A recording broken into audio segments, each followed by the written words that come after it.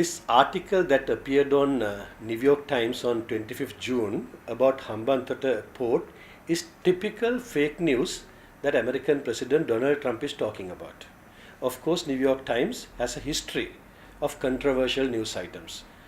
We have seen controversial articles about India, Iran, China, and many others that went into huge controversies in the past. Similarly, this article also, when you go through that, you can see it is clearly written with a biased mind, because most of the information in that article are factually incorrect.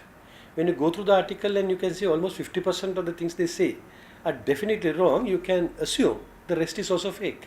Take a few examples. For example, they say this Hambantota port project was conceptualized by Mahinda Rajapaksa, which is totally wrong, because Hambantota port project was conceptualized long before President Mahinda Rajapaksa came to power.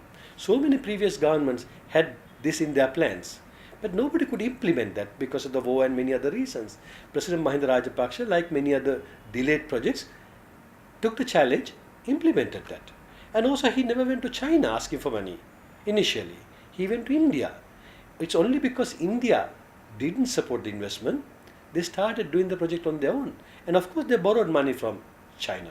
And then again this article tries to give the impression that China lended money at very high interest rates. Again factually incorrect, because it's only the first tranche of 300 million or so, which came at about 6% interest, which is high of course.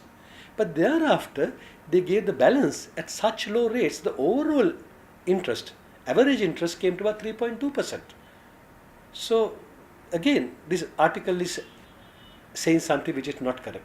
And also, the current government of Sri Lanka and also the party who wrote this article to please whoever is trying to give the impression that this was a debt trap. Again, it is wrong. How much money was borrowed for this? It is $1,250 million. And with accumulated interest, the total amount that was to be repaid to China after about 27 years was $1,750 million. When this government came to power in 2015, the Ports Authority has already repaid almost $500 million out of that. So that by that time the port had been functioning only for 2 or 3 years. It had barely started making money. Still, $500 million US were already repaid. So what's the problem? If the port was functioning, within 6 or 7 years, the total amount would have been repaid.